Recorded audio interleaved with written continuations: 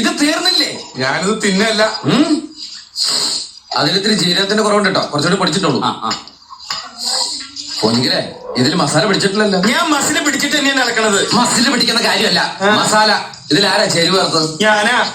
അതന്നെ ഇങ്ങനെ വെറുതെ അല്ല. എല്ലായിടത്തും അച്ഛന്റെ കയ്യത്രോന്ന് പറഞ്ഞ അച്ഛൻ കഴിച്ചല്ലേ?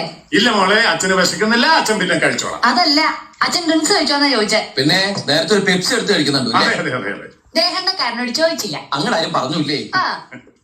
കഴിക്കരുതെന്നല്ലേ ഡോക്ടർ പറഞ്ഞിരിക്കുന്നേ? പിന്നെ എന്തിനാ കഴിക്കാൻ പോയെ? സ്നേഹത്തോടെ ഇവര് വെച്ച് നീട്ടുമ്പോ എങ്ങനെയാ മോളെ കഴിക്കാതിരിക്കണേ? സ്നേഹത്തോടെ തിരി ആട്ടിങ്ങാട്ടെടുത്ത് ഉണക്കമുന്തിരി എന്ന് പറഞ്ഞാൽ നിങ്ങൾ തിന്നോ? വെറുതെ ഒരു മിനിറ്റ് പോട്ടെ മോളെ. വരുത്തിക്കാൻ പറ്റുമോ? അതിപ്പോ പെട്ടെന്ന് വേണമെന്ന് പറഞ്ഞാൽ മുഖ്യമന്ത്രിയുടെ പ്രത്യേക പെർമിഷൻ ഒക്കെ വേണം. ആഹാ, അപ്പൊ ഭയങ്കര ജോലിയായിരിക്കുമല്ലോ. അവനെ പെട്ടെന്നൊന്നും വരുത്തിക്കുന്നത്. ആ കുട്ടിക്ക് ലൈഫ് ആവട്ടെ. ഈ പരോള് കിട്ടാൻ പ്രയാസമാ, ജീവപര്യന്തമാണേ. ആരാ?